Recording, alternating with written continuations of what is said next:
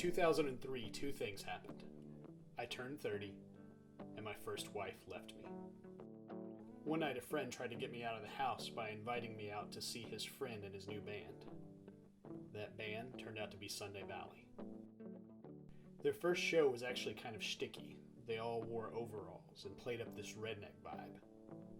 Soon the shtick went away, though, and all that was left was incredible music played by four guys. Gerald was the bass player. He also provided background vocals that became a signature part of Sunday Valley's sound. The drummer was Edgar, a dense, tightly controlled ball of energy that somehow always ended up shirtless by the end of the show. On lead guitar was Billy Mason, a dark, mysterious figure that usually wore sunglasses and whose guitar always seemed on the verge of catching on fire. And then there was Sturgill Simpson. I don't really have to tell you what his gifts were. Those four men created the soundtrack for my new life. A life to rediscover Lexington by, and a life to rediscover myself by.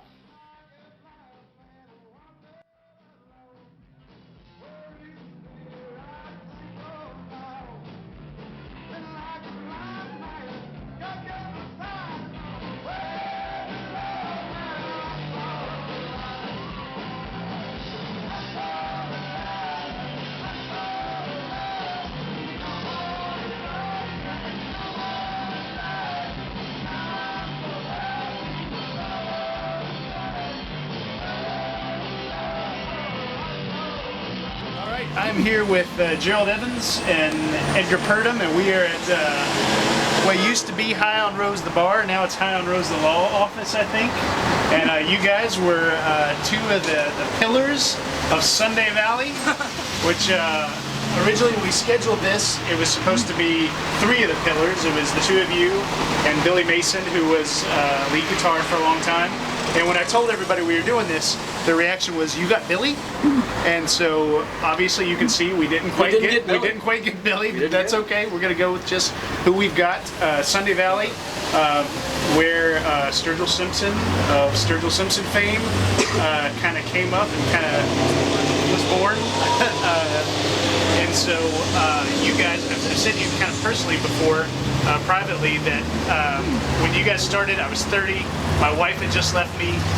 I was kind of trying to figure out life again, and you guys were the soundtrack for that. You guys, I would come see you play every weekend, and that music, the music you guys did, meant so much to me. It kind of helped me figure out Lexington and figure out this town and figure out who I was. And so I say all that just to say thank you guys. You guys were a big part of me. Thank you, Dinner. Not disappearing down a hole.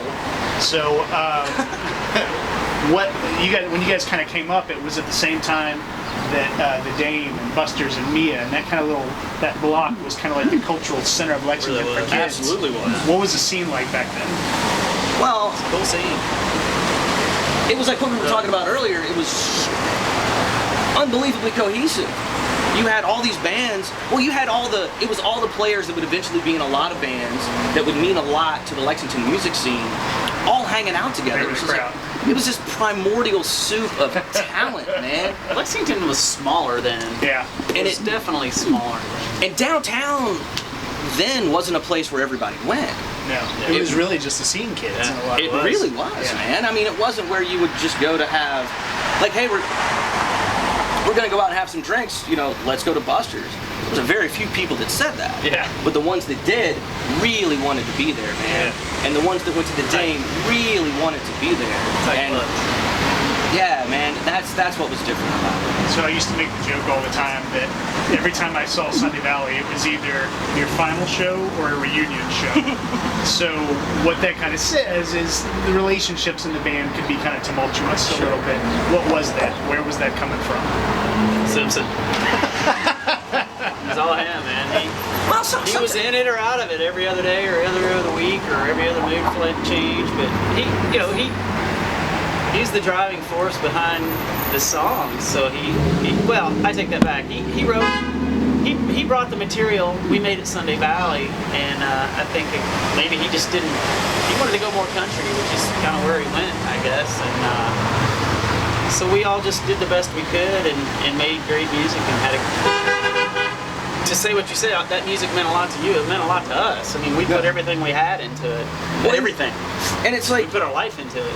10 years of it, you know. Sure, and there were so many influences coming in.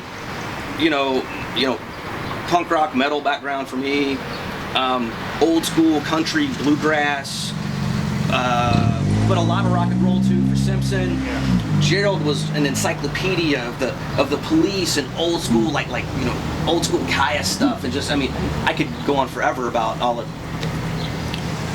He's one of my favorite people, man. He's one of my favorite dudes. That's nice. We just sit and talk music forever. We've always got to Listen to music. We'd turn up. I had a record collection, man. We'd all sit down. All three of us. Huge. Sit down and just listen to vinyl. It'd be like, we're gonna listen to every ZZ Top record, and we would do that. Yeah, and we'd sit there and just listen to it. You know, as if it's So,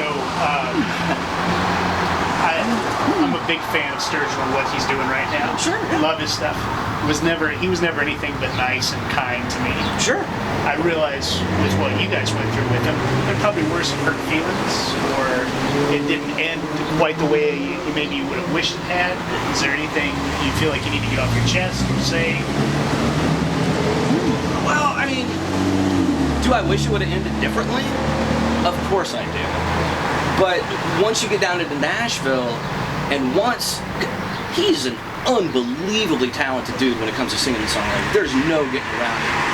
So, when folks down in Nashville saw that, forget it.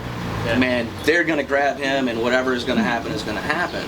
And honestly, I hope that he's able to maintain the control and the autonomy. Yeah.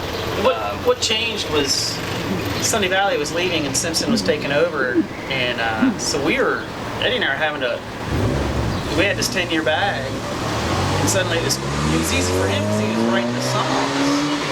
So his turnover was quick, and we were struggling to keep up with. Remember, we were learning entire new shows, entire new songs, entire new sounds. Yeah, it'd be like overnight. It would be like we're gonna do like literally the conversation would go like, okay, all right, every single one of these songs we're gonna do them in halftime, and I want you to play brushes, and then we would go play a show the next day. The next night we would go play a show, and it's like they're all different songs now. So it was tough. The learning curve. Well, there was no learning curve. It was just like, we're a new band. Yeah. Almost overnight. literally overnight. In a lot of ways. That had to do with Nashville, I'm sure, whatever. But long story short, hopefully, like I said, hopefully he's got hopefully he's got what we had as far as like the communication and the ability to bring it. I mean, if you're with professional musicians, I'm sure he does. But I thought we're a pretty tight unit. We were talking earlier, and I was afraid I would sound like Chris Farley on Saturday Night Live when he's like, "Remember that one time?" But you guys and people who are fans of Sunny Valley will remember these moments. But when you guys would go straight from Jesus Boogie into I Saw the Light, I mean, it was a religious experience.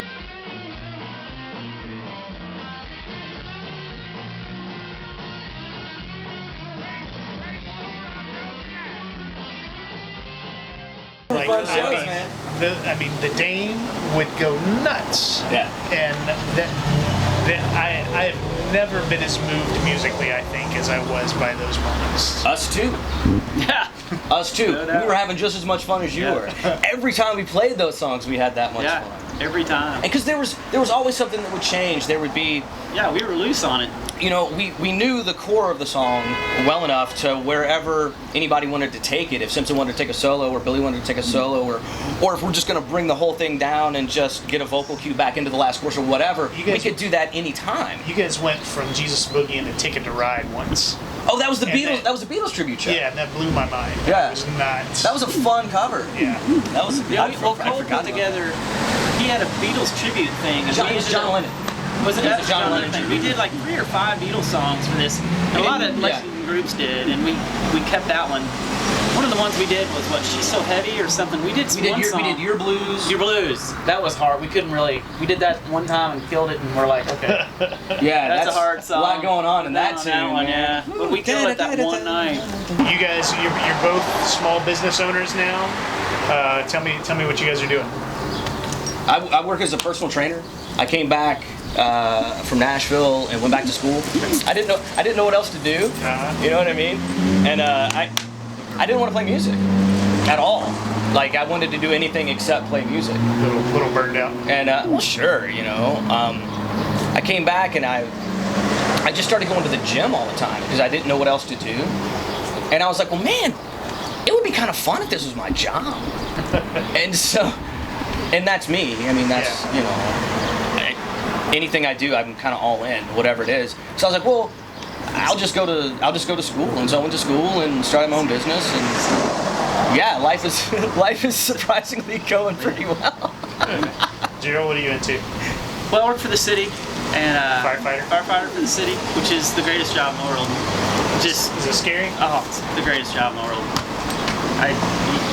It's the greatest job in the world. That's all I can say. You get to see it all. You know, when you're driving by something on the interstate or whatever it is, you slow down and rubberneck. Well, it's even funner to be in it. You know? And he gets to hang out with sexy dudes all day. Yeah, you get to. It's great. It's great. I love it. It's a career, and you know that was, you know, perhaps a limiting factor on some of the stuff with Sunny Valley. At least I wanted to make sure that I didn't give up something that was sure for something that is a gamble, you know. And then, you know, Simpson went on to become a sure thing. So why not, right? You know, when we were talking earlier, you said something that I kind of loved, and we'll make this what we go out on. But you described the Sunday Valley as kind of a dysfunctional relationship. Absolutely. Go on. Absolutely.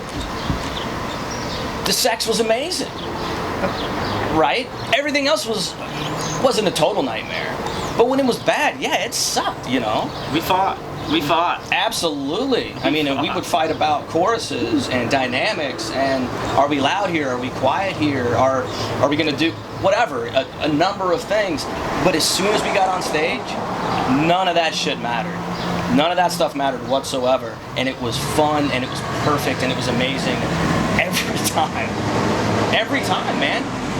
That's good. You know, Gerald said earlier, you know, I don't know if we ever played a bad show.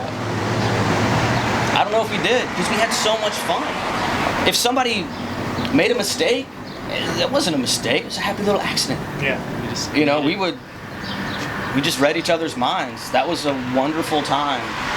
Well, that is how it is burned into my memory. That's how I will always remember it, is you guys just up there. Same here, dude. We had a good time ourselves. Absolutely, those were great days. Lexington was a fun place then. I mean, it is now too. But a lot of people don't understand just where it's been. How much came out of that block where nothing of consequence ever happened. Yeah, that was hurtful. Right? Yeah, it was. Jeez. And it's still there. Nothing is still there. Well, guys, thank you so much for letting me reminisce with you guys. Thank you, man. This has been awesome. You guys have contributed to my life in ways you'll probably never understand. That's awesome. I appreciate it. Thank you, guys. Cheers, man.